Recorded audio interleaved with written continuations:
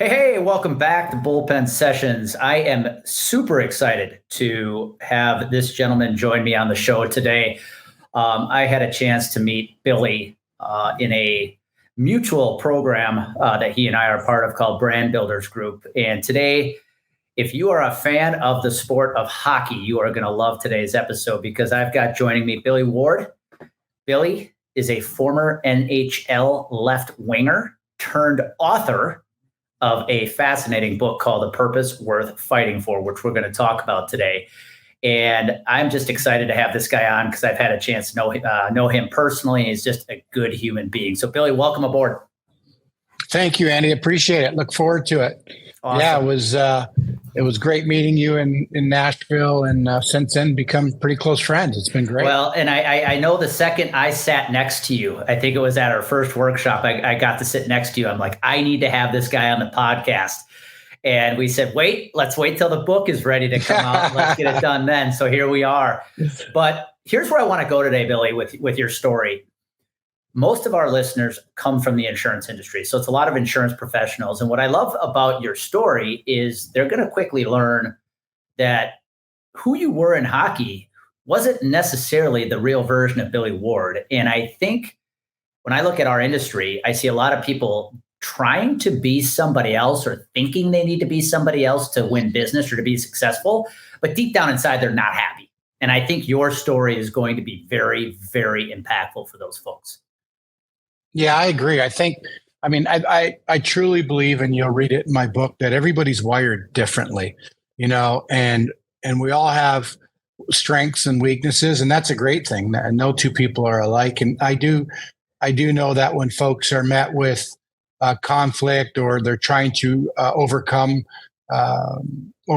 conflict, or as they climb the ladder to the top, sometimes you kind of get steered in a direction you're really not necessarily comfortable with, but you figure that's the right route. So, and I did in hockey as well.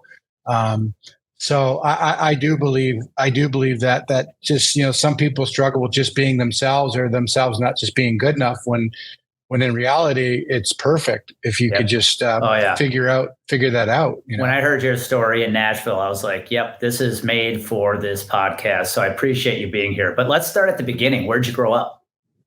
Yeah, so I grew up in Ontario in Canada, a little town called Welland.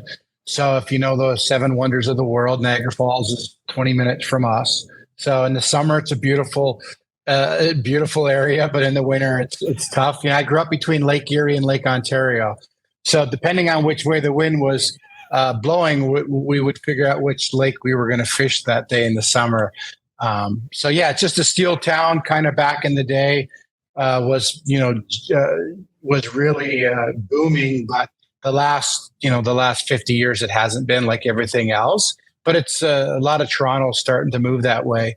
So yeah, it's growing, but it's still a small town, small group of friends still there in Welland, and a great hockey town.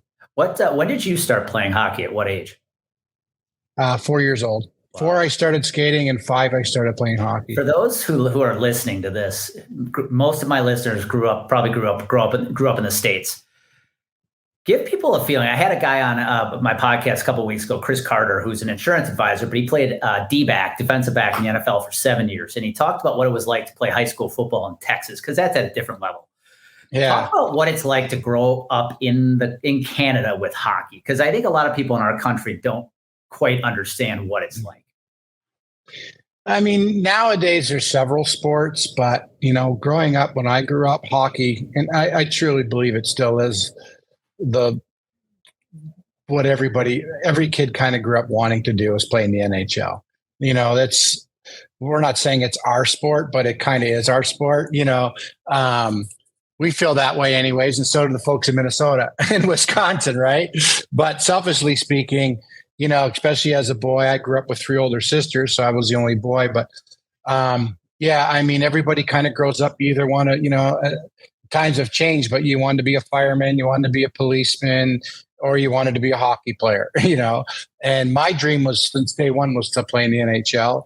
And it wasn't any due pressure from my father. It was just, growing up watching hockey on TV every day and dreaming, boy, that could be me one day. We grew up on the outdoor ponds. I grew up in an outdoor rink. So in the winter, when the ponds or the lakes would freeze over, that's where we started playing hockey.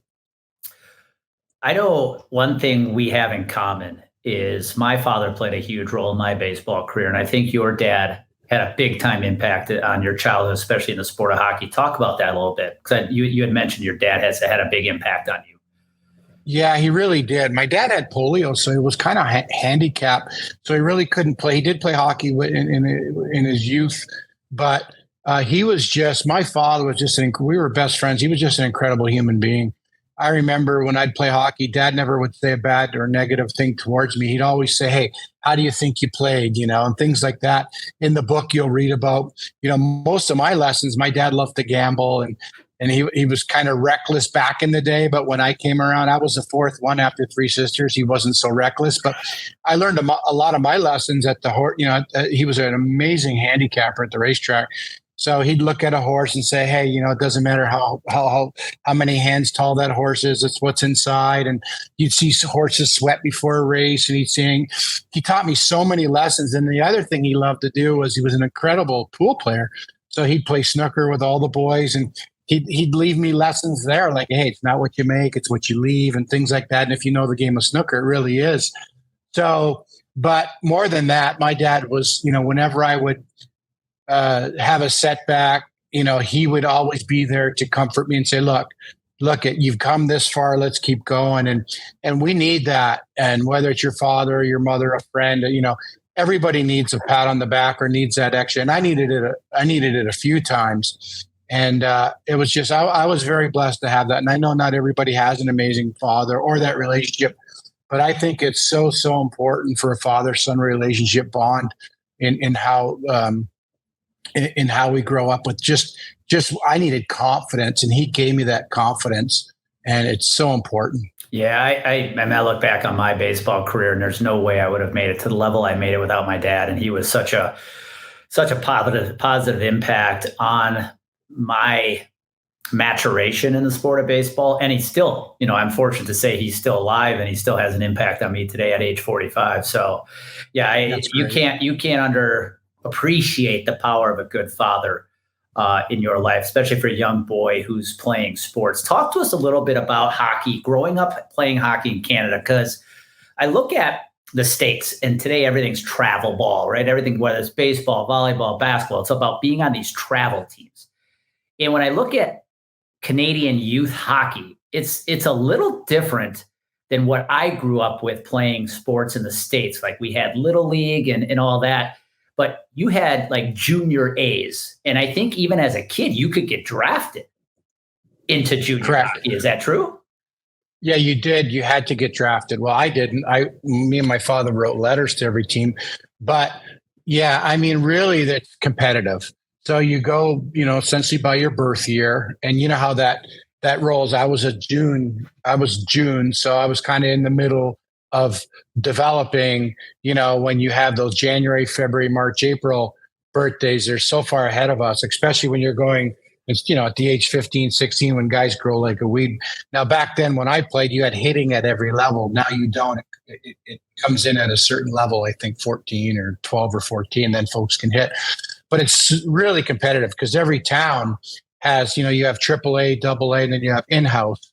And you have to make it each year. The thing that worked out really good in our area, and I think they do it in Minnesota as well, is you have to live in the town that you play for. So you can't just load up. So the cities with the larger population obviously had stronger teams, but for the most part, you had to live in the city that you played in. And then you got to a certain age when you're 15, you have a draft. 15, 16, you have a junior draft, which brings you to the elite level. And those are where the best 16, 17, 18-year-old hockey players, kids are playing in Canada. And you have the Ontario Hockey League, which is in Ontario. Then you have the Western Hockey League, which is all throughout the Western provinces, because we have provinces in Canada. And then you have the Quebec Hockey League. So you have three divisions with all the best players in Canada. And then you have at the end of that, each team from each division plus the host team goes to what's called the Memorial Cup. And that's where the absolute best players in Canada go each year. Of course, you have the Olympic program and things like that. So really, if you miss out going to Junior A, it's a really long run to make it, like I did. I missed out because I was going through that growth spurt at the wrong time, and I missed out on getting drafted. And I write about that in the book, about me and my father writing letters to the teams. We didn't have email back then, but it's so important to, if you miss that level. In the States, it's different, of course. Well, the States now is also the same. It's all birth year and things like that. And guys run into the same issues. Yeah, I want my young advisors to hear what Billy just said.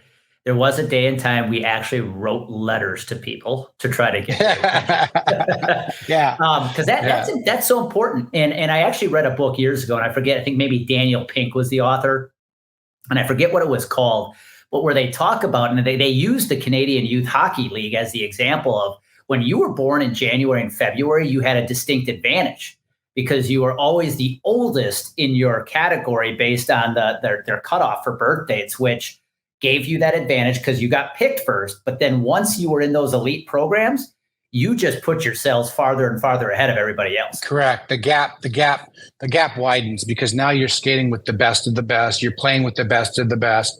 And it's hard to play catch up because time just flies. Before you know it, you're 17, 18, and you've already surpassed where you needed to be at that time. By that point, everybody's getting drafted to the NHL. I mean, it's really crazy, but it's true. I think if you probably looked at NHL rosters, there's probably a ton of January, February, March birthdays. 100%, especially the elite players. That's interesting. Okay, so you're playing Junior A. You're starting to play against elite level competition. When did you think you had an opportunity to actually play pro hockey? I would say when I went to Peterborough, because I went at such a later stage at 19. I didn't make it to junior till 19, and then I played one more year of overage.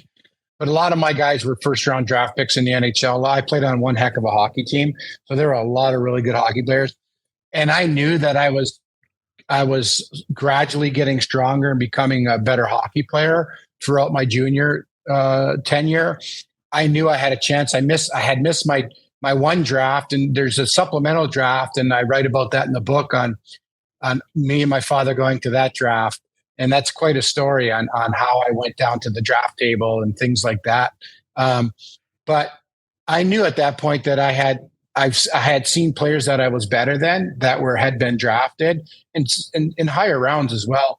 So I knew I had an opportunity, but when you're not drafted, it's really hard because you have so many scouts and folks that are fighting for their guys and their players that they drafted. So you're really get your backs against the wall really the rest of your journey for the most part. Well, and I know you're probably sharing, there's probably a ton of crazy stories in that book, given you played minor league hockey. As someone who played minor league baseball, I can tell you there's a plenty of stories you can share. But talk about, I think you have actually a pretty interesting story from draft night, don't you? Yeah, me and my father went to Detroit, and we went to the draft. I was at the draft, and we had sat through. I watched a lot of my teammates get drafted in the first round, the second round, the third round. Back then, everybody kind of went to the draft. Nowadays, you don't do it that way. So we were sitting in the stands, and we had been there for like 6 hours, and I wasn't drafted. And I popped up, and my dad's like, "Where are you going?" And I had a relationship with the great Phil Esposito. He was a general manager of the New York Rangers, and I had met him at a hockey camp prior in the summer at a skating school where a lot of the New York Rangers prospects were skating. So what I did was I popped up out of my seat. I couldn't take it. And I just wanted to keep my dream alive. My dad didn't know what to do. My dad couldn't help me. And I just walked down. They announced a player on the microphone drafted. I walked down, and I think the Rangers had thought it was me because I was in a suit. And I walked past the security guard. Security guard looked at me, thought, like, congratulations. And I really hadn't been drafted. And I walked, what it is you have where the ice surface typically is. It's all carpet, and the tables are all set up like you see on TV. And I walked up to the New York Rangers table, and they all kind of looked at me, and I tapped into Phil Esposito on the shoulder. I said, Mr. Esposito, Billy Heward, I've been sitting up here for 7 hours. I had a conversation with you in the past about attending New York Rangers training camp. And I was wondering if that option's still available. And he looked at me, kind of gave me a strange face. He says, absolutely. Yep, absolutely. You can come to camp. And all these other guys are looking at me. So he said, get in contact with me in a week from now after the draft. And my dad was looking down at me going, what's he doing? And I came up the stairs happier than hell with a big smile. I go, let's go home and tell mom. He's like, what? I go, I'm heading to the New York Rangers camp. We got what we came for. We packed up and drove 6 hours and away we went. So, yeah, I mean, you can't let, those are certain things, and, things come into play in your life, and there's roadblocks, and sometimes you just have to go through them. You can't go around them. And that was certainly one of them. There was another one that we'll chat about too, but that was my first real roadblock where all my hard work and every advancement that I made was really done there. It would have ended that day. I'm blown away, man. I want to repeat that. So here you are at the actual draft.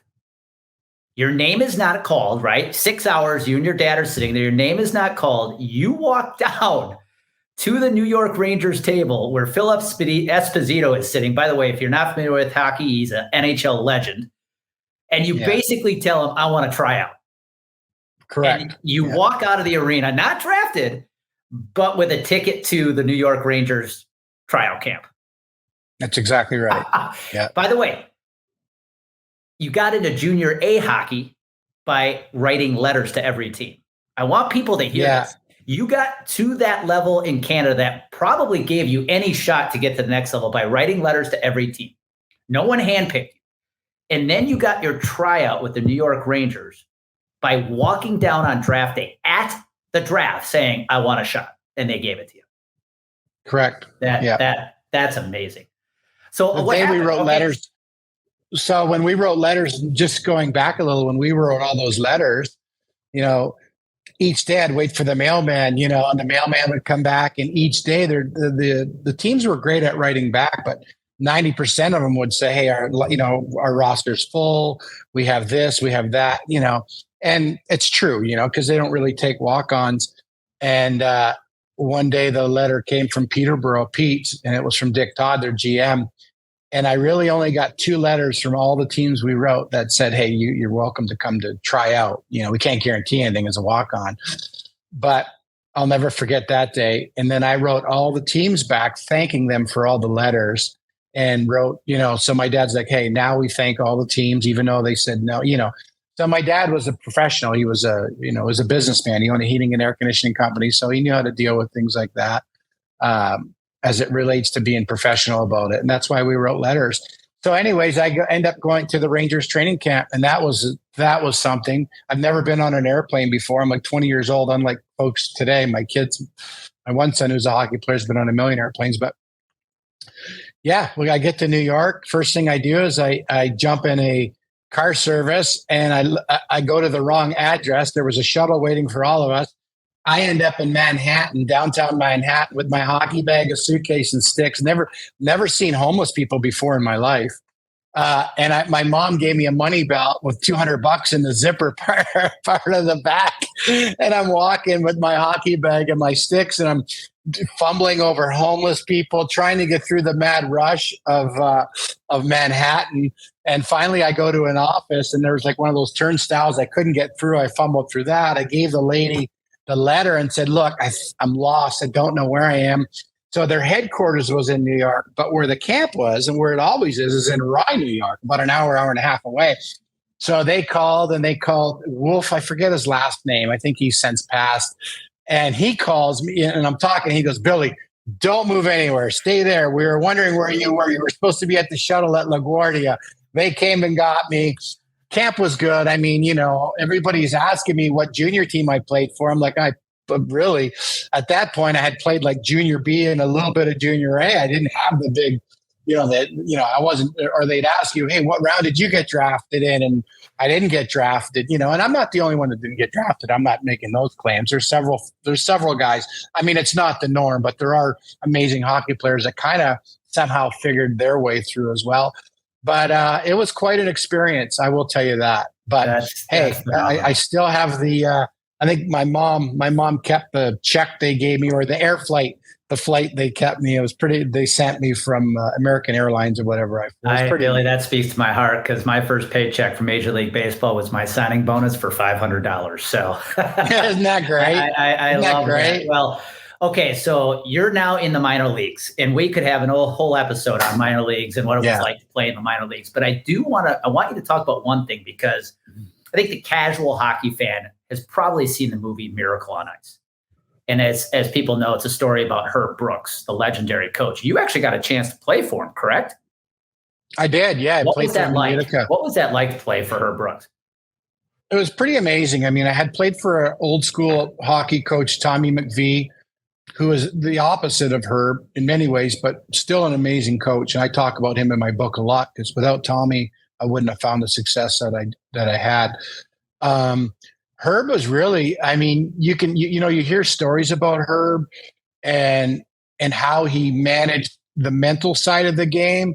And it's so true. I think Herb, in a world that's so fast and furious in hockey, and you have to, it's just cutthroat. And in hockey, as soon as someone gets traded and or sent down, I mean, within 5 minutes, people are ripping the gloves out of the guy's stall. Like, it's cutthroat. Like, it's like, hey, good luck. Thanks for the new equipment. It's just that type of business. And Herb really got to know you as a person, and he'd tell stories. And I don't have the time to tell the stories, but anybody that played for him, probably we all share the same story about, like, here lies a man. He told us one story about at a funeral, and who was this person, kind of like the dash between when you were born and when you passed, But Herb really dove into that side of you. And I'll be honest with you, in the beginning, coming from Tommy and being old school, me and Herb really didn't hit it off in the beginning. And then he won me over, and I think I won him over. I was assistant captain on the team. My job at that time was really protecting all the first rounders. I was a really good hockey player, but I kind of ended up being that tough guy, which I write about in my book. We're going to talk about that a lot here. Yeah. So he really, he seen that in me. And I think he just sensed what I was going through a little bit, but I never, at the end of the year, we hung out a little bit. Actually, me and him went out for a few beers, and I got to know him really well. And then he got called up to the NHL shortly afterwards, I think to New Jersey, when Tommy got fired. Yeah. Wow. Well, this sets the stage now for your book, because I think we're going to spend the rest of the time talking about your book and a mix of your NHL career, because a lot of these stories are going to be in the book. You made a comment about the fact you were considered one of the tough guys. And, when you look back at your NHL career, Billy, you spent 12 years in pro hockey with 6 teams: the Bruins, Boston Bruins, Ottawa Senators, Quebec Nordiques, Dallas Stars, Edmonton Oilers, Los Angeles Kings. And once you got to pro hockey, you were tagged as an enforcer, which is the guy who his job is to protect the top players. And one thing I honestly did not know until you and I met: you never asked to become an enforcer. You were told you're going to be an enforcer. Talk about that a little bit.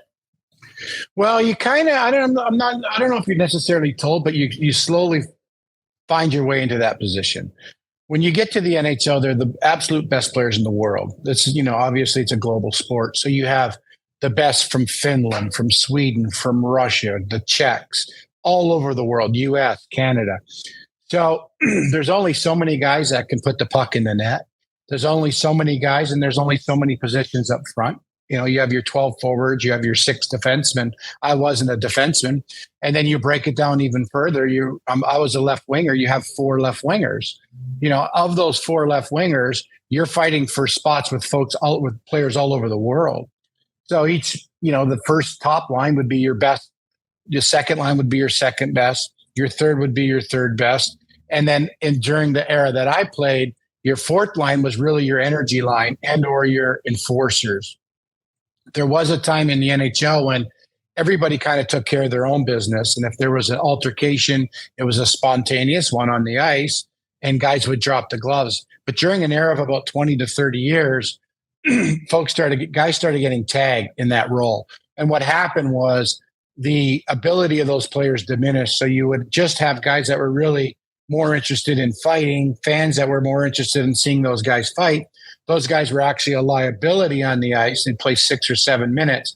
But if you got thrown into that category, you had better be a really tough player, not only to play against, but you have to change. So the whole goal was to change the momentum of the game. And it's not the NHL's fault. It's just the way the game morphed. It's what happens in sports. We the sports change all the time. And at that period, we had a lot of tough guys that could play. And, like today's game, you have tough guys that can play. If you can't play 12, 15, 20 minutes a night, you're a liability. They can't sign you. So let's say you are a big physical player, you have to be able to play as well. Back then, they started, they had guys and we had guys. So I was a really decent hockey player, put up big numbers in the American Hockey League, which is the second best league in the world. The difference is in the American League, you run 10 forwards. You don't have 2 extra forwards. So everybody has to play. You get to the NHL, and I'm getting a little deep here for non-hockey fans, but when you get to the NHL, you have 4 lines. So you can almost afford to have a 4th line that can do whatever you want. And that was where I found myself for most of my career. I tried to get out of it, but once you're there, once you start, and not only that, it's a job and it's a livelihood. It's a double-edged sword. You don't want to get out of it because you find yourself out of the NHL as well. So you're kind of caught. So you have to, what we talked about earlier in the podcast, slowly become somebody you're not. Because during those times in the NHL, I wasn't fighting my fight. I was typically fighting the fight for others or the team. But I was a team player. So I know if I could change the momentum of the game, and that's my job, I have to do it, Well, I'm reading a book right now called Alter Ego, and it's to talk about how you can create different alter egos in different aspects of your life to show up as what you need to show up to be successful in that bucket of life. And I think that was probably very true for you when you look at, people probably wonder, how does a Wayne Gretzky make it through his career pretty much unscathed? Well, he probably had 3 or 4 enforcers around him at any one time. And I think of some of the well-known enforcers. Ty Domi's a buddy of yours. Marty McSorley, some names I remember back from the 80s and 90s. Here's the thing, though, what you said, I think is so important. You realized I got to be this person to get my paycheck, because if I'm not, tomorrow could be my last day in the NHL. Although it wasn't really who you were inside. Walk us through what a typical day was like for you, getting prepared for a hockey game that night, a hockey match that night. Because I remember you telling me in Nashville, your roommate was Mike McDonald, who was a star for the Dallas Stars. He was the guy. But your preparation for games was very much different than his. Yeah, I mean, Mo's biggest thing was he had a lot of pressure as well. Obviously, when you're getting paid $6-7 million or $5 million, whatever it was at the time, to put the puck in the net, and you go on a bit of a drought or something like that, there's a lot of pressure. But it's a different pressure. And in hockey, you'll hear the guys talk about, hey, it's the worst job anybody ever wanted. Now, I'm not going to. Now, this book and this story is about what I went through.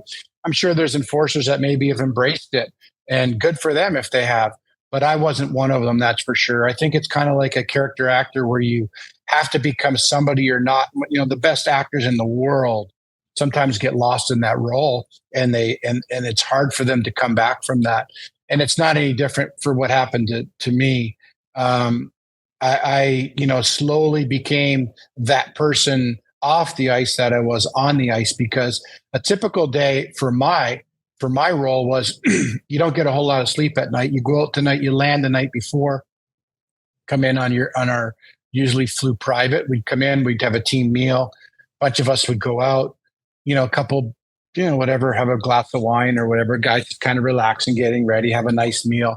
Well, sooner or later, someone would bring up who their tough guys are, because it was on everybody's mind. It was just part of the game that, and there was always fear. Just because it wasn't your role, there's always fear in that, because you're met with resistance. If it's a tough team, you're going to get run over. That's why guys like me were there. So I wouldn't get a whole lot of sleep. But first of all, they start talking about it at the dinner. And of course, that's my side of the story, or my role rather, that we're all discussing. And then the next morning we'd wake up, have your coffee, have your breakfast, pregame meal or breakfast, head to the rink. Now, the opposing team, if it's, let's say we're on the road, we're in St. Louis, we'd all walk in and we'd all kind of walk around the glass and we'd see all the guys that were on all their roster, who was playing and who wasn't. And if they had 2 or 3 heavyweights, and I mean heavyweights like boxing, like tough heavyweights, and you could see that they're let's say in a yellow jersey, they're playing, because the color of jerseys, it didn't matter what team you're on. You had your green, or your red was your first line, your green was your second line, your blue was your third line, your gold, or nobody wanted to say yellow. Well, your gold would be your fourth line, and then you'd have whatever color for your fifth line. And these are practice jerseys? Right. Guys would be wearing practice jerseys for the morning skates. So we'd say, holy shit, okay, so-and-so's dressing, so-and-so. So now it started, right? For me, now I'm like, wow, they're going with a tough lineup tonight. So now I know I'm pretty well in the lineup, because I was hit or miss. If it's not a tough team, I'm not in the lineup for the most part. And that just was my situation. It wasn't for everybody, every tough guy, and that within itself was a battle, preparing. Sometimes you wouldn't find out till the minute before the game when you weren't playing. But anyways, let's go back to the game. So then we would have our pregame skate. Then we would come in, and if sometimes I love the coaches that would say, hey, you're in or you're not, early in the morning. So you had the whole day to prepare because of the anxiety and the stress. Then we'd go back to the hotel, have our pregame meal. What we do is called a pregame nap. We'd have an hour. Of course, your roommate's snoring because he's tired and he doesn't have to worry about what you have to worry about. Us fighters never slept so well. So when we would get up around 3 or 4, have a snack, a coffee, head to the rink. So now you're at the rink. My preparation's different. When you're in the dressing room, you have your power play, which is your special teams. They would go have a meeting with the coach. Then your penalty killers. That group of 4 or 8 would go meet with the coach.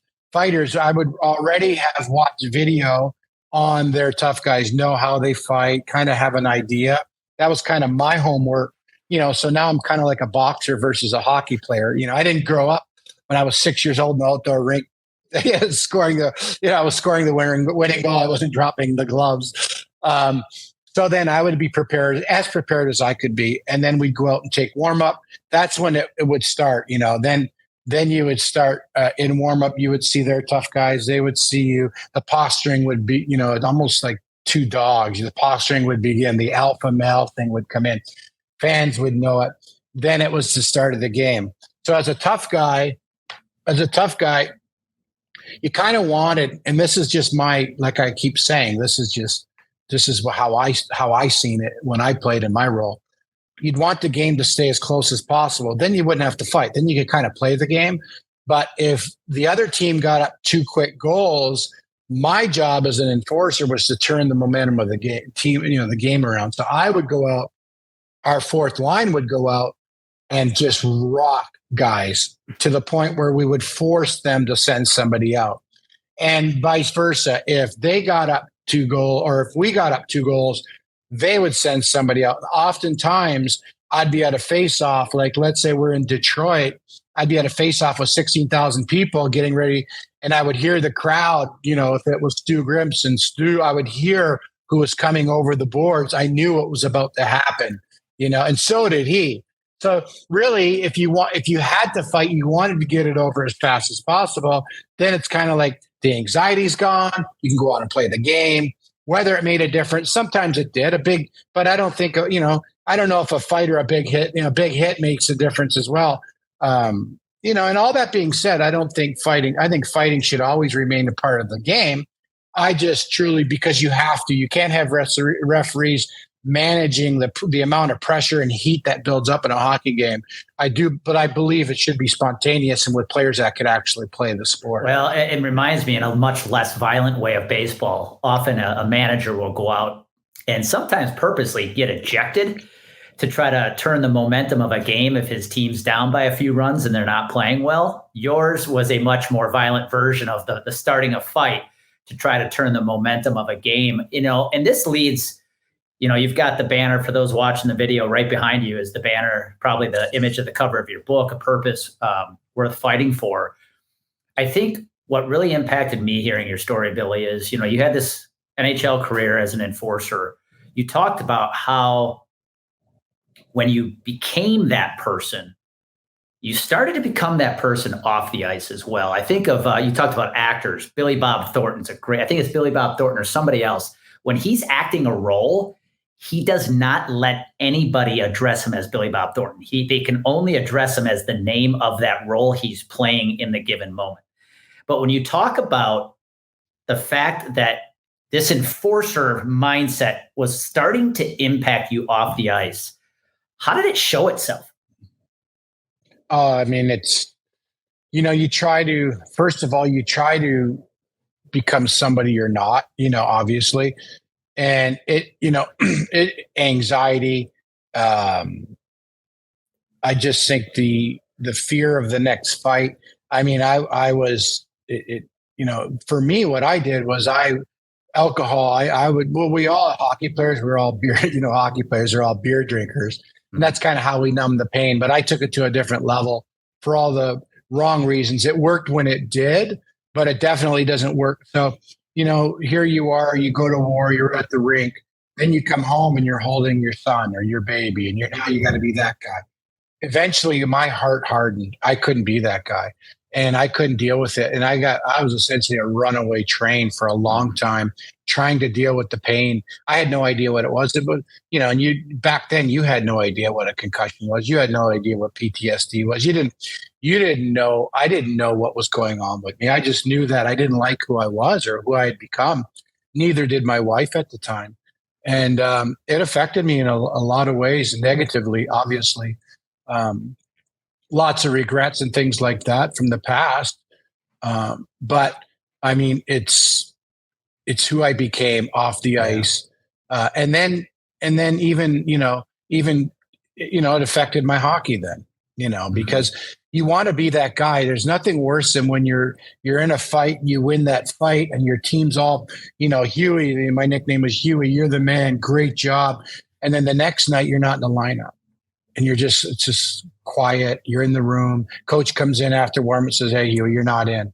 And then you're not in. And then you're not in. And then you're not in. And then, hey, you're in. Then you're not in. Things like that over time, man, that just wore me out. I get it. Begs the obvious question, because your book is going to share a lot of these stories, and your story specifically. What's your mission behind writing A Purpose Worth Fighting For? I think, for me, everybody, I think, starts out with a purpose. I think everybody's wired and created for a purpose. I just think it takes a lot of us longer to find it. I think for the mission for my book really was to identify, who I had become and who I truly was, and the gap in between. For me, I had eventually found faith and reasoning. And then I was able to, I had a lot of questions throughout my career and my post-career. I was able to I came up with a lot of answers as to why. I truly believe, for me, it was faith in God. And had I had a better relationship, I would have understood my role. I would have understood why I was there. It was what happens when you go through things like that. You don't take your eyes off yourself. You don't, and I didn't. It was all about me, my pain. It wasn't like, is there a bigger meaning to this? And I think a lot of people are doing things out there and they don't understand why they're doing it. And I'm not saying you have to love what you do, but you have to absolutely understand that there's a reason behind everything.